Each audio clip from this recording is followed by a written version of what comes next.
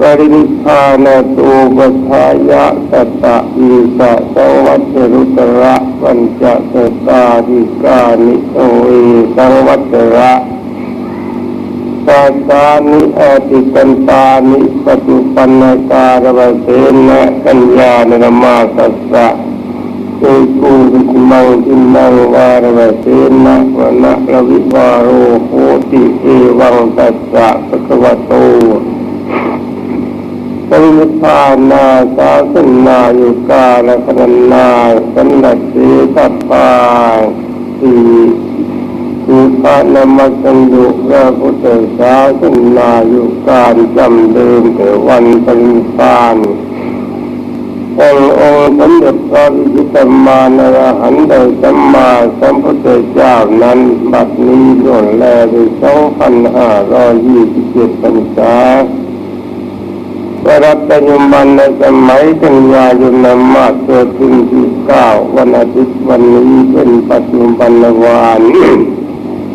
พระพุทธศาสนาอยู่การจำเดิมแต่วันปรินิพพานในองค์สมเด็จพระผู้มีพระภาคเจ้านั้น มีนัยยะอันพุทธบริษัทจะพึงกำหนดนับได้ด้วยประการฉนี้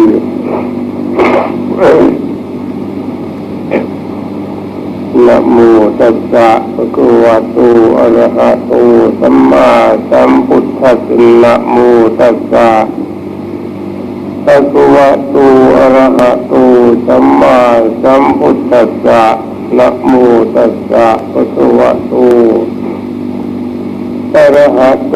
สัมมาสัมพุทธัสสะปุญญานิเปโลกัจจมิปฏิภาโหติปานินันติณโอกาสบัดนี้อาตมาภาพที่แสดงพระสัทธรรมเทศนาในปุญญาภิกถาเพื่อเครื่องสงฆ์โอคยคาบารมีที่บรรดาชนิสราธานะบดีทั้งหลายได้พร้อมใจกันมาควรเป็นกุศลประจำปัก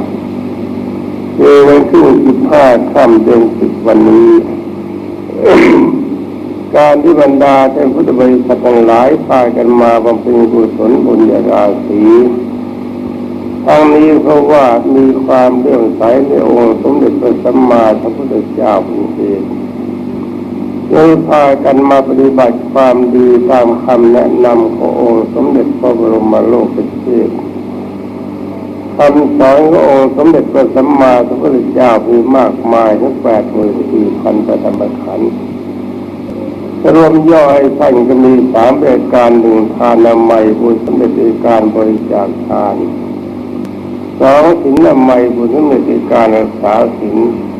3ภาวนาไมยบุญสำเร็จในการเจริญภาวนาการบริจาคทานในสมเด็จพระสัมมาสัมพุทธเจ้าทรงตรัสว่าทานนังสักโสทานนังซึ่งแปลเป็นปัจจัยว่าการให้ทานเป็นบันไดไปสู่สวรรค์สำหรับการรักษาศีลบรรดาแต่พุทธบริษัททุกท่านพระเจ้าทรงแสดงอานิสงส์ไว้3รายการว่าสีเลนะสุขติยันติผู้ปฏิบัติศีลแล้วชาตินี้มีความสุขตายไปชาติหน้าก็มีความสุขสีเลนะโภคสัมปทาคนที่มีศีลจริงๆชาตินี้ทรัพย์สมบัติไม่เพียงมีความมั่งคั่งสมบูรณ์ชาติหน้าไปก็มีทรัพย์มากสีเลนิพพุติยันติคนมีศีลในชาติปัจจุบันก็มีอารมณ์สงบตายแล้วเป็นปัจจัยเข้าสู่พระนิพพานในเรื่องของศีลสำหรับภาวนาใหม่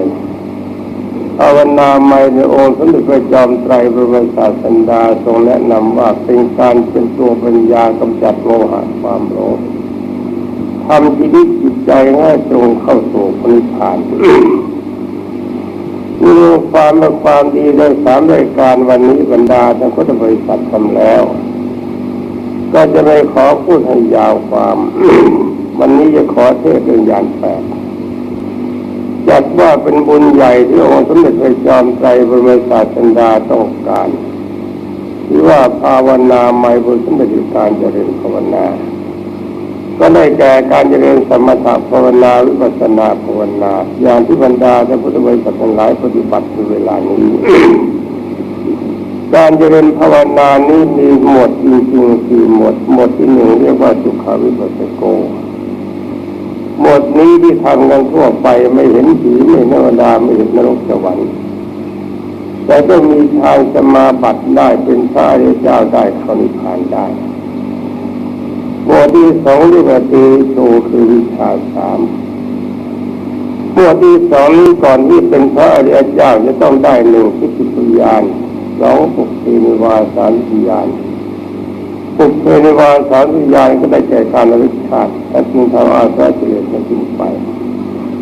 หมวดที่3เรียกว่าชละปิญโยหมวดนี้ไปเที่ยวนรกไปเที่ยวสวรรค์ได้ตามชอบใจอย่างที่เคยปฏิบัติในปัจจุบันในหมวดที่4เรียกว่าเป็นสัญญาญาณหมวดนี้มีความสำคัญมากมีความสามารถดึงเอาความสามารถก็สุขเวทโกติวิโสชรวิญโยเข้าไว้ในตัวทั้งหมดแล้วก็มีความฉลาดมาก ที่สมเด็จพระผู้มีพระภาคเจ้าสอนไว้4แบบ4ฉบับแต่ว่าวิธีปฏิบัติก็เป็นพันๆอย่างนะวิธีการปฏิบัติเป็นพันๆวิธีให้อย่างเดียว2อย่างจะยากเข้าใจกันแต่ว่าที่จัดเป็นหมวดเป็น4หมวดให้เป็นไปตามอัธยาศัยของแต่ละบุคคลใดไม่ชอบจุกจิกได้เพื่อก็ปฏิบัติตามหมวดสุขวิปัสสโกบุคคลใดอยากรู้อยากเห็นสิ่งใดของลี้ลับอยากจะรู้อยากเห็นให้ปฏิบัติหมวดที่2คือตีโชท่านคนใดอยากมีฤทธิ์อยากมีเดชก็ให้ปฏิบัติพละอินโยท่านคนใดอยากมีความสามารถครบทุกอย่างให้ปฏิบัติสันติภาพปัจโญนี่พระพุทธเจ้าทรงทราบปริยาสายของแต่ละบุคคลไม่เหมือนกัน คนที่ซึมสมองไม่ปราดเปรื่องก็ต้องปฏิบัติในสุขวิปัสสโกคนที่ชอบรู้ชอบเห็นอยากจะรู้อยากเห็นอะไรสงสัยไม่ได้ต้องรู้ต้องเห็นได้หมดปฏิบัติวิชาที่3รวมความว่าวิชา3ก็ดีปัญญา6ก็ดีทั้ง2ระดับนี้ต่างคนต่างมีสัมมาสัมมีญาณ8เหมือนกันเพราะว่าเตริโชคือวิชา3ก็ดีชละปิญโยปัญญา6ก็ดีก็มีทิฏฐิปัญญาเหมือนกันสำหรับญาณนี่แปลว่ารู้ญาณนี่แปลก็จะแปลว่าจริงคือความมีความรู้จริงๆ8อย่างรู้นอกเหนือจากคนธรรมดาจะเพิ่งรู้จึงเรียกว่าปัญญาอาทิตย์นี่ก็แปลว่ายิ่งหรือใหญ่หรือทับยาแปลว่ารู้เคยรู้ยิ่งกว่าคนธรรมดาที่จะเพิ่งรู้ แต่ปัญญาก็ต้องแยกเป็นหลายส่วนไม่จำเป็นต้องอธิบายวันนี้จะว่าถึงญาณ8ญาณที่1ก็คือทิฏฐิญาณญาณที่2ก็จุตูปปาติญาณญาณที่3ก็เจโตปริญาณญาณที่4ก็ปุพเพนิวาสานุสติญาณญาณที่5อตีตังสิญาณญาณที่6อนาคตังสิญาณญาณที่7ปัจจุบันสิญาณญาณที่8ยถาสมุทายญาณที่นำญาณ8มาเทศวันนี้เพื่อคนส่วนใหญ่ที่มานั่งที่นี้เป็นผู้ได้ญาณ8ได้เป็นองค์ยิธิญาณ8รายการนี้จำเป็นต้องทำให้คล่องผู้ปฏิบัติได้แล้วสักแต่ว่าได้ไม่ฝึกฝนให้คล่องแคล่วก็มีปัจจัยลงนรกเหมือนกันต่อไปถ้าลมเผือก็เกิดมีความหวั่นไหวในพุทธศาสนาตัวเองไม่จริงก็เลยหาพุทธศาสนาไม่จริงกลายเป็นปรามาสพระรัตนตรัยไปเลยลงนรกไปเลยเมื่อรายการที่2ไม่มีการเข้าแค่ในญาณ8ก็จะเกิดความประมาทนึกว่าตัวดีที่สุดแล้วไม่ดูใจตัวเองว่ามีกิเลสมากหรือมีกิเลสน้อยหมดกิเลสทุกอย่างเมื่อมีการทะนงตัวเกิดขึ้นก็ถือว่าตัวดีที่เกิดไม่ทำความดีต่อไปดูตัวอย่างปฏิวัติในที่สุดก็ต้องลงเอาเวทีมหานรกเหมือนกันจะลงความว่าการได้แล้วต้องได้ให้มันจริงไม่ใช่เราสักแต่เพียงว่าได้สักแต่เพียงว่าได้นี่ผลอันตรายมันมาก ความดีมีมากแต่ความอันตรายก็มากเกินไปเมื่อการปฏิบัติกรรมฐานต้องตัดโลภะความโลภต้องพยายามตัดโทสะความโกรธตัดโมหะความหลงมันตัดวันเดียวไม่เสร็จแต่ว่าเราก็พยายามค่อยๆตัดใช้ญาณต่างๆเข้าเป็นเครื่องช่วยจะตัดได้เร็วมากตอนนี้จะพูดสำหรับที่เป็นปุญญาณอย่าลืมว่าคำว่าญาณนี่คืออารมณ์รู้ของจิตไม่ใช่ตาทิพย์ถ้าตาทิพย์เขาเรียกทิพย์เนตรทิพย์เนตรนี่คนมีไม่ได้จะมีแต่เทวดาหรือพรหมหรือพระอริยะที่ท่านตายไปแล้วคนเราจะมีได้แค่ทิพยานคือมีความรู้สึกของจิตความรู้สึกของจิตที่รู้ถูกต้องทุกอย่างไม่ใช่นึกเดาตามที่เขียนเคยพูดการคาดคะเนนี่ใช้ไม่ได้ความรู้สึกของจิตมันจะบอกเลยว่าของลี้ลับที่จิตฟังอยู่เวลานี้มีอะไรบ้างมีรูปร่างสันฐานเป็นยังไงมีสีสันวรรณะเป็นยังไงมันจะบอกเสร็จอันนี้เป็นทิพยานไอ้เดาในประเภทที่ว่าของเหล่านั้นเหล่านี้คุณจะมีในที่นี้เลยมันเดาไปจริงทิพยานเบื้องต้นมีความรู้สึกแต่ไม่เห็นภาพมีจิตยังหยาบมากเกินไปใช้ไม่ได้ทิพยานขนาดกลางมีความรู้สึกเห็นภาพไม่ชัดมีจิตยังเร็วมากเกินไปใช้ไม่ได้ทิพยานที่มีสภาพปลอดภัยถึงที่สุดมีความรู้สึกของจิตเห็นภาพแจ่มใสอันนี้ใช้ได้ต้องทำถึงอย่างนี้การจะทำให้ได้อย่างนี้มันไม่ใช่ของยากตามธรรมดาเราก็มีกิเลสกับเราเนี่ยควรจะแบ่งเวลากันไม่ใช่ให้มันคลองใจในทุกเวลาที่เราต้องการจะเกิดความรู้ในความเป็นทิพย์ของจิตเวลานั้นให้กิเลสมันพักตัวคราวคือว่าจิตเข้าไปยุ่งกับมันเลยให้มีความรู้สึกตามความเป็นจริงเห็นชัดว่าชีวิตนี้มันต้องตายร่างกายเต็มไปด้วยความสกปรกโสโครกมีความแก่เป็นตัวนำตัวป่วยติดตามมาทีหลังการพัดพรากของรักของใจติดตามมาและความตายติดตามมาที่สุดรวมความว่าร่างกายเนี่ยไม่ดีเลยเราไม่ต้องการมันถ้าร่างกายนี้มันพังอะไรการเป็นเทวดาหรือผมก็ไม่ต้องการเราต้องการจุดเดียวที่นิพพานหลังจากนั้นเอาจิตไปวางไว้ที่นิพพานตอนนี้จิตจะว่างจากกิเลสตอนนี้ถ้าต้องการจะรู้จะเห็นอะไรขอบารมีพระพุทธเจ้าช่วยจะรู้ชัดเห็นชัดตลอดทุกประการเขาทำกันอย่างนี้นะแล้วทุกวันทุกเช้ามืดต้องทำอย่างนี้ ทุกเวลาที่เราคุยกันก็ต้องทำใครเขาคุยเรื่องอะไรเอาจิตเข้าไปรับทราบทันทีถ้าคุยว่าเขารวยเอาจิตเข้าไปดูบ้านมันเลยมันรวยหรือไม่รวย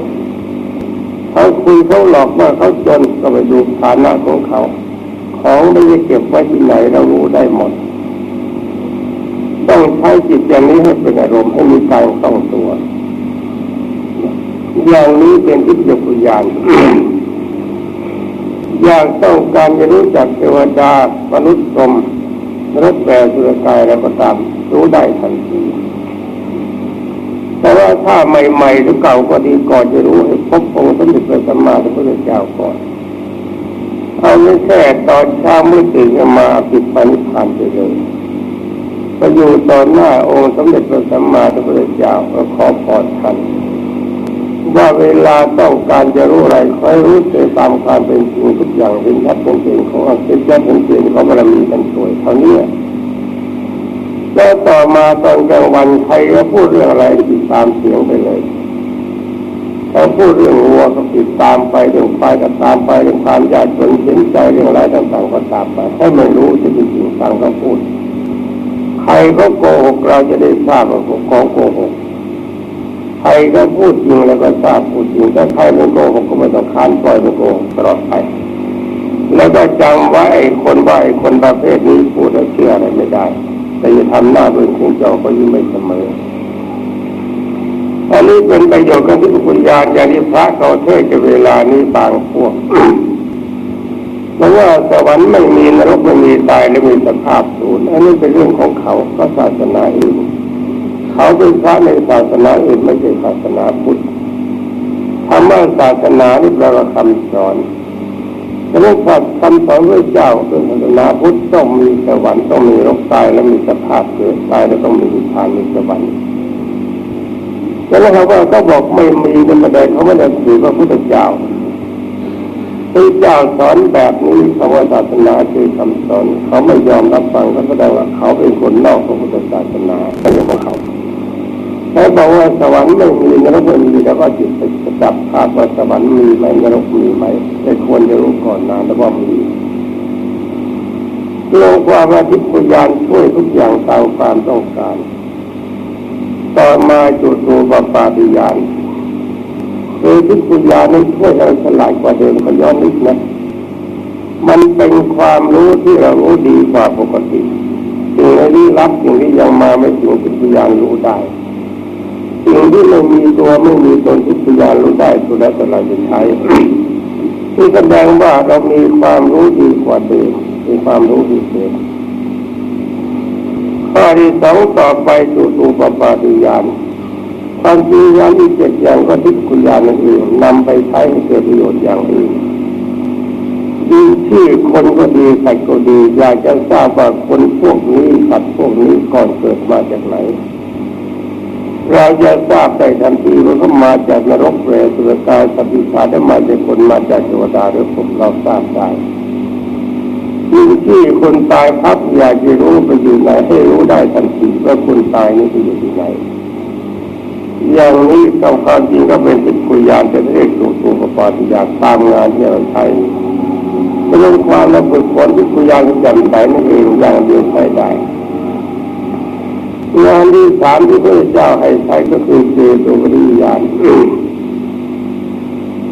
สำหรับญาณนี้สองอย่างจะมีการไม่ประมาทในชีวิตว่าคนเราก่อนจะเกิดมันมาจากไหนมาจากดีหรือชั่วตายแล้วไปไหนจะได้ไม่ประมาทในชีวิตคิดว่าถ้าตายแล้วเราจะไม่ยอมไปที่ลำบากเราทำแบบไหนที่ทำความดีมาเจโตปริญาณญาณนี้มีความสำคัญมากพระพุทธเจ้าบอกรู้วาระน้ำจิตของคนอื่นคนอื่นก็หมายถึงนอกจากตัวเราเนี่ยเขาคิดดีเราคิดเลวเวลาที่เขาว่าพูดกับเราพูดด้วยความจริงใจหรือหลอกลวงเวลานี้คนนี้มีกิเลสมากแต่มีกิเลสน้อยมีกิเลสอะไรหนักมีกิเลสอะไรเบามีกิเลสอะไรเป็นตัวนำเขาบอกว่าก็ได้ฌานสมาบัติมันได้จริงไหมมันเป็นพระอริยเจ้ามันได้จริงไหมนี่ไม่มีทางหนีเลยไม่ต้องเห็นหน้ากันเป็นแค่ได้ยินชื่อเท่านั้นจะรู้ได้ทันทีให้ใช้คล่องเราจะเรียกคนที่เราคบหาสมาคมสำหรับผู้รับการกระทำกุศลเราจำเป็นต้องเลือกผู้รับบุญจากเราจะทำบุญทำทานมาเสียเงินเสียทองของใจหาไม่ได้ยากเมื่อทำแล้วต้องมีกำไรถ้าทำแล้วเสมอตัวไม่ควรทำถ้าทำแล้วขาดทุนก็จะไม่ควรทำอย่างอยากจะรู้ทำยังไงใช้เจโตปริญาณดูใจของเขาว่าใจของมันเขามีกิเลสมากหรือมีกิเลสน้อยถ้าเรานำทรัพย์สินมาให้แกจะไปทำอะไรอันนี้เขาจะบอกเลยแต่ภาพมันจะปรากฏถ้าดูกำลังใจของคนเขาดูแบบนี้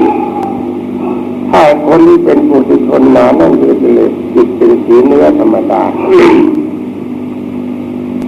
จิตเหมือนกับเนื้อวัวเนื้อควายที่เขาสภาพว่าจิตเหมือนเขาที่เขาวางไว้ขายถ้าเวลานั้นจิตเป็นทุกข์มากสีของจิตจะดำมากสีจิตเป็นทุกข์น้อยมีความลำบากใจน้อยสีก็จะดำจางถ้าจิตดีใจมากสีจะแดงจัดจิตดีใจน้อยสีจะแดงจางลงมาถ้าจิตมีความสุขปราศจากกิเลสอุเบกขาจิตจะมีความใสสะอาด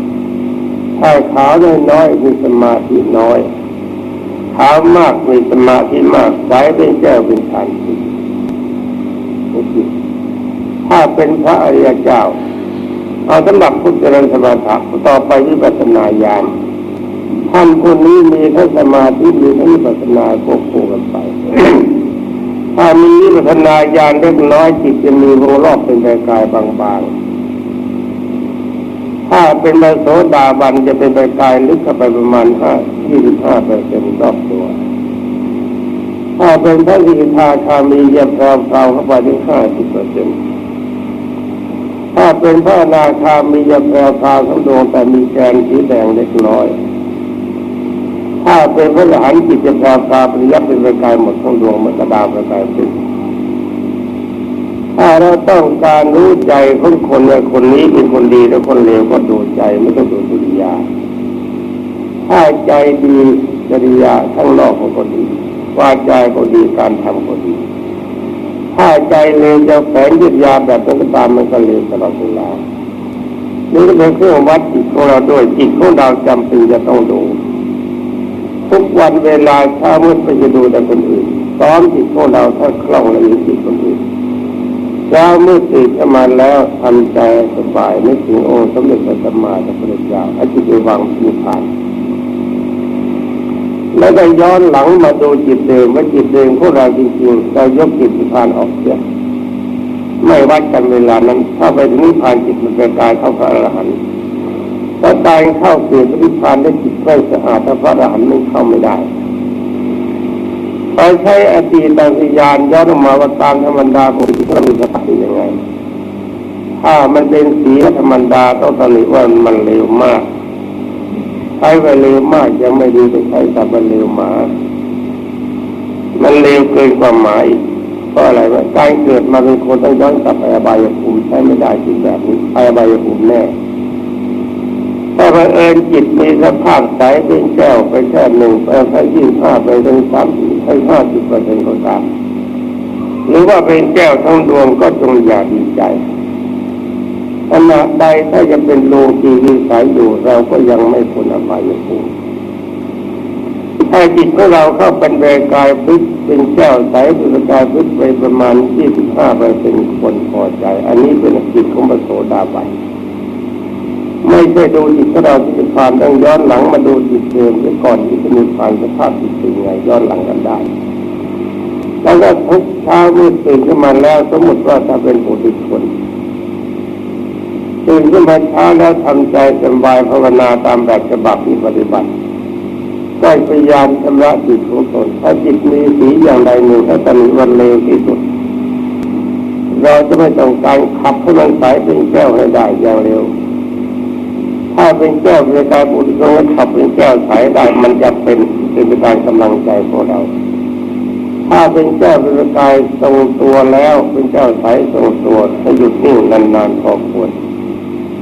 แล้วก็จิตจะมีการทรงตัวและอธิษฐานว่าวันนี้ถ้าตายเวลาไหนก็ตามขอไปนิพพานทันที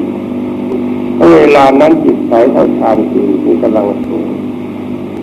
ถ้าหากว่าบุคคลใดมีจิตเป็นประกายก็ให้ขับเป็นประกายที่สุดตอนเช้าเมื่อให้ขับให้ดีเป็นที่สุดเวลานั้นเป็นเวลาสำคัญดูว่าทุกเจตุริยานต่อไปเป็นปุเพนิวาสานุญาณการระลึกชาตินี้เป็นปัจจัยตัดมานะเป็นอีกการถือตัวที่ตนติดตัดการยึดถือร่างกายว่าเป็นเราเป็นพวกเราตัวนี้เป็นตัวให้เป็นอรหันต์ได้ง่ายที่สุดเจตุวิญญาณเป็นการชำระจิตให้จิตสะอาดเร็วที่สุดปุเพนิวาสานุญาณอาจจะเป็นอรหันต์ได้ในเวลานั้น เพราะอะไรเพราะว่าถอยหลังชาติลงไปว่าเราเคยเกิดอะไรมาบ้างมันต้องคล่องจริงๆติดทุกวันมันก็จะคล่องเห็นฝูงควายคิดว่าเขาเคยเกิดเป็นควายไหมถ้าเคยเกิดก็ดูภาพชาติแต่ตัวมันจะเกิดเป็นฝูงเห็นฝูงสุนัขเคยเกิดเป็นสุนัขบ้างไหมไม่เคยเกิดเป็นฝูงมันนึกพับให้จับได้ทันทีให้ตั้งอารมณ์แต่เช้ามืดเป็นคนรู้เรื่องเจ้า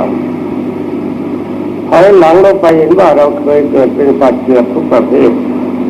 เคยเกิดเป็นสัตว์นรกเป็นเปรตเป็นกายเป็นสัตว์ดิบฉัน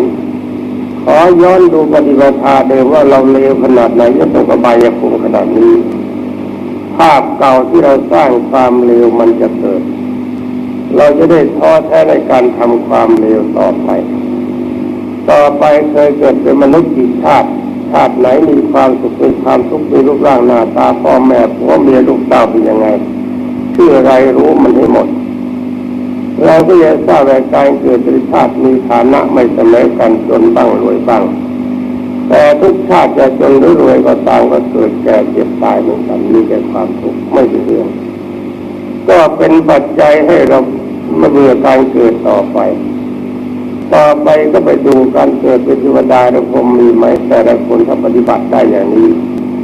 มันเกิดเป็นเทวดาและพรหมก็มาเป็นแสนชาติไม่ใช่ชาติสองชาติถ้าเกิดเป็นเทวดาชาติหนึ่งสองชาติปฏิบัติอย่างที่เราทำก็ไม่ได้บารมีไม่พอบารมีขณะที่ทำเวลานี้ถ้าคนใดไปถึงนิพพานได้บุคคลนั้นเป็นปรมัตถบารมี